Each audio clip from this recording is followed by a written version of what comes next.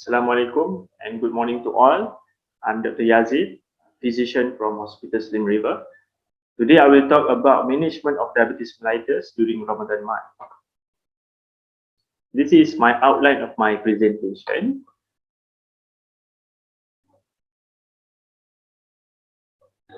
Ramadan is a holy month for Muslims. So fasting during this month is one of 5 pillars of Islam, and all Muslims reach age of puberty are mandatory to fast.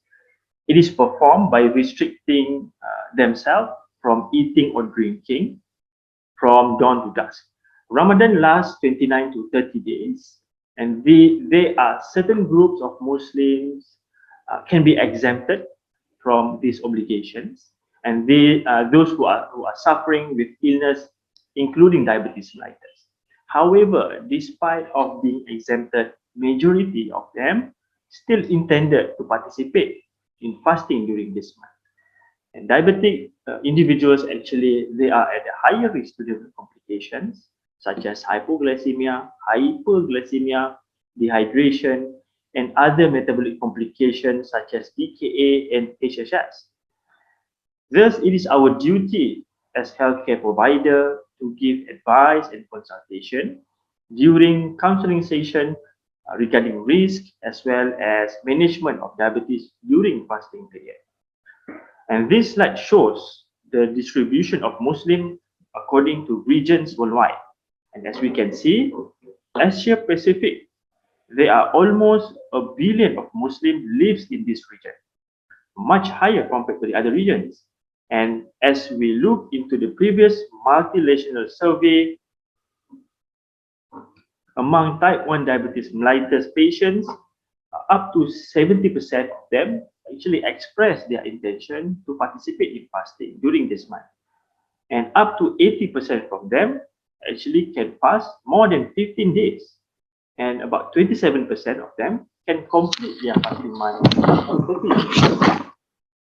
For type 2 diabetes mellitus survey, so we can see 83% actually intended to fast, and up to 95% from them can fast more than 15 days, and more than half, about 62% of them, can complete their Ramadan fasting.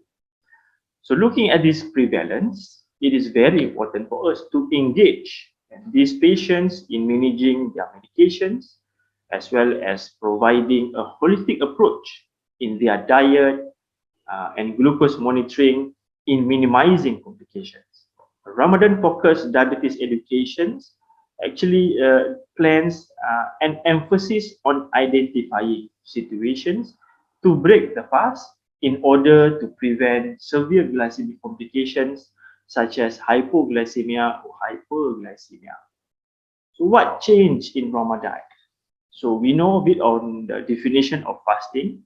You need to forbid themselves from taking any foods or drinks at a stipulated time, and that duration can range 10 to 12 hours. But in the Malaysian context, we have a unique situations where during Ramadan, we actually have more variety of foods available because we have actually more bazaar. In fact, actually, we have it every day. So that's why, apart from the risk certification, the diet counseling during this month also is very important, apart from advice and provide consultation regarding medications adjustment. And for sure, the patients need to be consulted regarding precautions on hypo and hyperglycemia. And this image actually illustrates how actually the glycemic control happens out from Ramadan month and during Ramadan fasting. So as we can see, out from Ramadan fasting, we have regular meals. We have breakfast, lunch, and dinner. And intermittently, we might have some snacking in between of the meals. So our glycemic control tend to be rather stable throughout the days.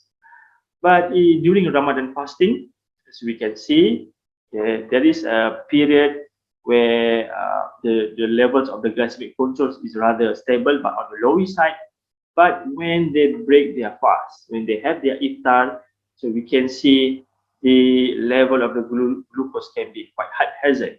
So not only the risk of hypoglycemia, so once they break their fast, they have their meals, the risk of hyperglycemia also very important that we need to tell the patients.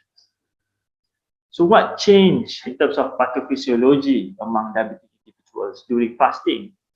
So our body will try to produce glucose because glucose is a major energy source for our activities. So our body will go through glycogenolysis to produce glucose. And in the liver also, it will go through gluconeogenesis to produce glucose. And this process can be excessive in diabetic patients, and this can predispose for hypoglycemia. Augmented ketogenesis, especially in diabetes type 1, can predispose for acute complications such as DKA. And if you compare diabetic patients and non-diabetic patients, these individuals actually have up to 4 to 7%, 4 to 7 to 7.5 folds higher to develop hypoglycemia. And the risk of hypoglycemia actually lies in the failure of adequate glucagon response and the defective of a sympathetic response due to autonomic neuropathy. So if you look into this graph, there is a actually comparative between during Ramadan in terms of glycemic control and before Ramadan. So during Ramadan, as we can see, there will be dropping in the glycemic level steadily, and there will be very low. I mean, there is a specific time, the critical time where the sugar can go steadily, especially before iftar time. So the risk of a hypoglycemia actually more profound in this period. But when they actually break their fast, they have their iftar, so the sugar can shoot up and the risk of a hypoglycemia actually can occur. So hypo and hyperglycemia actually both risk actually is very important for us to tell to the patient. So the goal of care in terms of management of diabetes, there are three major components. The first, we want to counsel regarding the controlling the symptoms of diabetes, hypoglycemia or hyperglycemia, and maintaining glycemic control throughout this month. And the foremost is we want to prevent complications. And what we need to assess all these diabetic individuals before Ramadan month is we need to stratify in terms of their risk. Either they are safe to go through the fasting during this month or not. The second point is we need to advise regarding their nutrition in terms of diet. We need to advise how much calorie intake they need to take. So this is actually very important as well. So the third point is the treatment adjustment as well as the monitoring. And this assessment ideally need to be done about 6 to 8 weeks prior to Ramadan. So if you look into how we want to stratify diabetic patients in terms of their risk, so ADA, American Diabetic Association, actually come up with a sophisticated calculations in terms of risk calculations, but I find it is quite complicated, but it's rather holistic because it comprises of very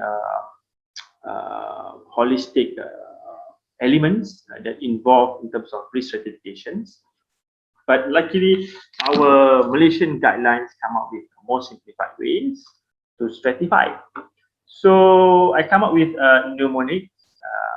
Sure, I like mnemonics, but it helped me to remember things. So for very high risk individuals, diabetic patients, I remember GAPA. G is a glucose-related complications in recent 3 months that include severe or recurrent hypoglycemia, can be DKA over HSS. A is acute illness, any illness such as sepsis, infection, acute trauma. So this patient actually fall into a very high risk group. P is pregnant lady. Another P is poor glycemic control defined by HbA1c more than 9%. Another A is advanced KD or chronic dialysis patients. So these 5 major groups actually fall into very high risk group. For the high risk group, remember MELCON. M is moderate glycemic control defined by HbA1c 7 to 5 to 9%. Another M is a moderate CKD, stage 3 and 4. A is advanced macrovascular complications, and this includes patient had a coronary artery disease, patient had stroke, living alone with using insulin or sulfonylureas because of risk of hypoglycemia, and C comorbidities that present additional risk factors. Any diseases that can affect our metabolism, such as not well controlled hyper or hypothyroidism, patients who had Addison's disease or Cushing's disease. So these patients actually fall into high risk group. Older age patients that 60 years old and above, and patients who are taking treatment that affect mentation. And these medications can be antipsychotics, can be amitriptyline, especially benzodiazepines, sedative medications. These patients actually fall into high risk groups. For moderate and low risk, well-controlled patients using insulin fall into moderate group, and low risk, well-controlled with OH. So we know about risk stratification. Second part is diet and nutrition counseling. So it is called Ramadan Nutrition Plan. So the aim of RNP is we want to advise the patient to consume an adequate and balanced diet to prevent hypoglycemia. And the calorie intake need to be distributed equally among meals to minimize postprandial hyperglycemia. And some of the patients, especially type 2 diabetes, they will come together with the comorbidities such as hypertension and dyslipidemia. So the nutrition not only address on the diabetic and glycemic control, but as well as hypertension and dyslipidemia. So we need to give advice to the patients to choose foods wisely. So during sahur, it is advisable for them to take complex carbohydrates such as oats, legumes, vegetables, and nuts, because this kind of a complex carbohydrate actually delayed in its digestion and absorption. So it can provide a sustainable energy and calorie throughout fasting period. So during iftar, we actually can tell them they can take simpler carbohydrates, and for sure adequate fluids is also important, but don't take too much sweetened drinks or carbonated drinks. So this slide showing the recommendation of proportions according to the timing of meal. So pre-dawn or sahur, they are recommended to take about 30 to 40% from the total daily calorie intake. Sunset, they can take a bit more, about 40 to 50%. Snacking, more. Okay. This is another issues that we need to convey to the patient. Sometimes they would have a bit of snacking after Tarawih time. So we need to tell them don't take too much in terms of snacking. So recommended portion of this calorie is around 10 to 20% only.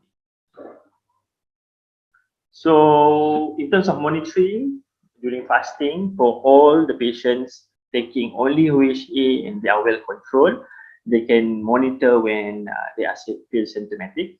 But for those who are taking insulin, or patients who fall into moderate to high or even high risk groups, they are advised to take about 6 times a day. So when to monitor the SMBG is during sahur time, pre and post 2 hours. During midday time, during iftar is pre and post 2 hours post iftar, and during bedtime, especially for those who are taking snacking or more at night time. So this slide actually shows when to monitor and what is the rationale of the timing of the monitoring of SMBG. So if a patient taking premix BD, so pre-sahur, so as we can see here, so pre-sahur premix, the level or appropriate in terms of the insulin dose will be reflected during midday time, 2 hours post sahur, as well as pre-iftar time. So maybe if you look into this table, it's a bit confusing. But if I translate into the timeline like this, so if we want to have if this patient wants to have sahur, so they will inject before they have the meal. So how we want to see either the insulin is appropriate to cover for the sahur time or not, and to look for any evidence of hypo or hypoglycemia is they need to check 2 hours post sahur, during midday time, and pre-iftar time. So these three readings actually is important to check regarding the pre-mixed dose. For pre-iftar time, the appropriateness of the dose of the insulin will be reflected by the SMBG at 2 hours post-iftar, pre-bedtime, as well as pre-sahur time. So if for those who are taking basal insulin, how we want to know the dose is appropriate or not, either is hyper or is over, the dose is over dosage or not, or under dosage, the SMBG need to check at during pre-sahur time, midday time, and post sahur time, as well as the midday time. So why this monitoring actually come up is because of the physiology and the duration of the insulin. So if for those patients who are taking rapid acting analog, so the action of the insulin actually it lasts up to about 4 hours, with a peak within 1 hour. So the post 2 hours actually is very important for them to check either the dose is appropriate or not. But for those who are taking Actrapid, the action of the Actrapid, it can last a bit longer compared to the rapid acting. So if you can see here, the Actrapid can last up to 6 to even 8 hours. So that's why not only 2 hours postprandial need to check, but at a specific time such as midday, they need to monitor, especially if they injecting during sahur, and to check either there is a risk of a hypo or hypoglycemia. For those who are taking basal like insulatide, so if you can see here, the peak of the insulatide reached about 6 to 7 hours. So that's actually the importance. If they check, they inject pre-bedtime. So pre-sahur will actually tell the patients either the appropriate of the dose is okay or not. And because of the action of the insulatide can last up to 16 to 18 hours. So that's why not only during pre-sahur, for those who are injecting insulatide, but they also need to check during post-sahur time as well as midday time to check for evidence of hypo or hypoglycemia. For lente and glargine, not many patients, but we are actually seeing more patients injecting this type of insulin. So especially for glargine, it is the benefit or advantage of giving a glargine is there is a peakless insulin, but because of the sustainable action within 24 hours, they are actually advised to check at the let's say they are injecting at pre-bedtime, they need to monitor at pre-sahur, midday time, or even at pre-iftar time. So for those who are injecting premix or mixed type, for example, so it has a two components to cover the glucose post meal. So it has a meal related peak.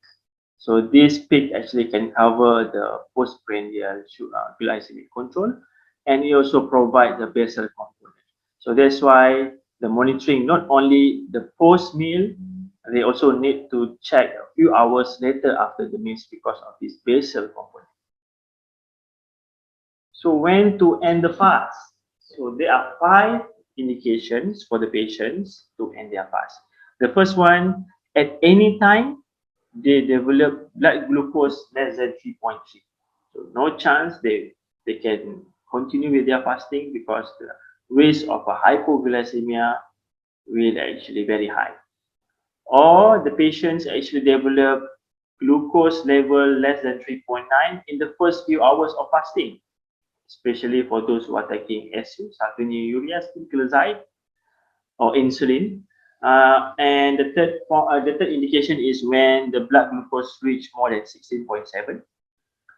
Any patient who develops symptoms of hypoglycemia, and the fifth one is any patients develop symptoms suggestive of severe dehydration, such as syncope or confusion. So these 5 points are indication for the patients to end their fast. So this table actually illustrates what medications actually come up with risk of hypoglycemia. So sulfonylureas and the insulin actually come up with risk of hypoglycemia compared to the other medications. So this table actually share how we want to help the patients to adjust their medication. For patients who are taking alpha glucosidase inhibitors or carbos, so usually these patients will take related to the meals, so they need to take during iftar and during sahur time. So for those who are taking metformin, so they need, if let's say they're taking BD, there will be no change. But for those who are taking 3 times, not many patients I encountered during clinic time, they are taking 3 times. But well, actually we can help them. We put 2/3 from the cumulative dose during iftar time, during breakfast time, sunset, and 1/3 we put it into the sahur time. For those who are taking extended release, they are advised to take during iftar time. And for the patients taking DPP4, there will be no change because usually it's BD dosing. Niglitinides, not many patients I encountered they taking niglitinides. For sulfonylureas, for example, glycoside. Okay, for iftar time, for BD dosing, they can take the usual dose. But for the pre-sahur time, actually they need to actually monitor, especially in the first few days during fasting month, regarding risk for hypoglycemia or not, because this secretagogues actually it comes with a risk of hypoglycemia. So either they need to reduce or omit depending on the SMBG, especially in the first few days during fasting month. For those who are taking glycoside MR, so the OD dosing they need to take during iftar time. For those patients taking SGLT2, usually is OD, so they take during iftar time. Thiazolidinediones usually is not much patients, but if let's say you encounter such patient, we advise them to take during iftar time. For the insulin, so we have 2 major groups. We have type 1 and type 2 diabetes patients. For sure, type 1, they won't be any chance. They only take basal. So this only applicable for type 2 diabetes patient. So for those who are taking basal only insulin, they are advised to take at usual timing, pre-bed time. But in terms of the dosing, they may need to monitor as we discussed just now. So they in the first few days they might need to monitor pre-sahur time, post-sahur time 2 hours, and as well as during midday time to see if there is any risk for hypoglycemia or not. Or either they may need to adjust their dose of the basal insulin or not. So for premix OD dosing, for sure for type 1 it will be non-applicable. But for those who are type 2 diabetes patients, they need to take at iftar time because these are the time they are expected to take more calorie. For those who are taking BD premix insulin, okay, this premix insulin they need to reverse the dose because usually outside from Ramadan month, usually they would have more meals during daytime because daytime they would have a breakfast and lunchtime and dinner during nighttime. So during fasting month, they would have more meal, more calorie during nighttime. So that's why we need to reverse the dose. And for type 1 diabetes, reverse the dose. And for the sahur time, we need to adjust in terms of the dose and they may need to reduce up to 20 to 50% depending on the risk for hypoglycemia. Same goes to the diabetes type 2 patients. For those who are taking basal bolus insulin, for basal insulin, so it will be taken at usual timing, as we discussed in the previous slide. But for the bolus, okay, during sahur time, again, they need to check 2 hours post meal, and they are also advised to check during midday time, and either they need to adjust the dose or not. And lunch, for sure, they don't have lunch, for sure have to omit. And iftar time, they actually can take a bit more, probably additional 2 units or maybe up to 4 units, depending on post 2 hours iftar SMBG. So that's actually how we can tell them in terms of adjustment depending on SMBG. For insulin pump, probably I won't touch much, because insulin pump usually is more on the type 1 diabetes, and this actually need to discuss more, because that would include more sophisticated calculations that would include ICR, insulin to carbohydrate ratio, as well as insulin sensitivity. So I come up with a case scenario. Makcik Kia, 65 years old lady, has type 2 diabetes. She lives alone in Felda, Perak. So in Slim River Hospital, actually, it is surrounded by Felda. We have a few Felda. So Felda, Perak actually is quite nearby with the hospital Slim River. So she is taking mixed type 1612 with a metformin, and her HbA1c is 7.5%, and she is keen to fast after counseling time. So how you want to counsel the patients regarding the risk and the medications?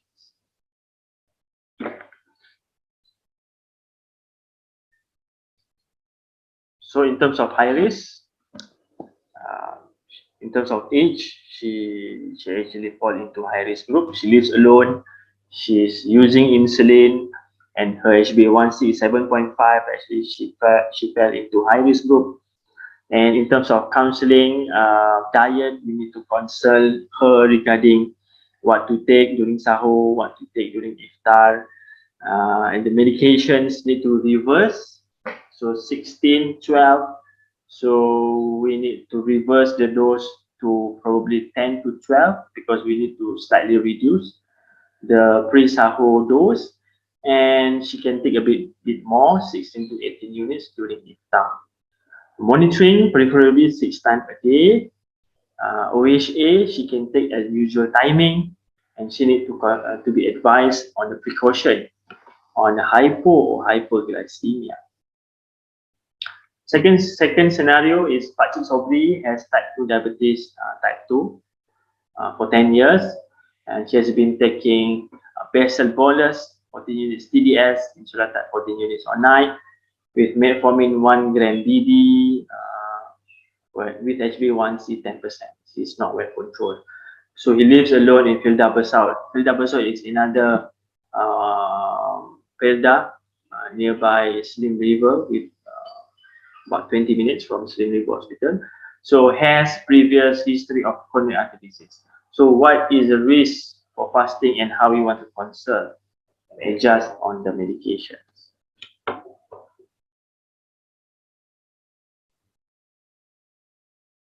So he actually fell into very high risk group because of the poorly controlled HbA1c. So remember kappa GAPPA. So he has one of the criteria in the very high risk group, which is poorly controlled. And again, he has also a few criteria fell into high risk group as well. He is using insulin, and one more in terms of the risk factors. He has what call it, a macrovascular complications, coronary artery disease. So he fell in. Actually, it's a very high risk group. So counseling in terms of risk need to be addressed to the patients. For sure, we need to tell the patient in terms of safety for him to go for fast. Actually, it is not very safe for him to go for fasting, but for sure, if let's say he still insists to fast, and then we need to advise him to have a proper, advisable diet counseling. So we need to ask him to take more complex carbohydrate during sahur time. Don't take too much carbonated drinks, sweetened drinks during iftar.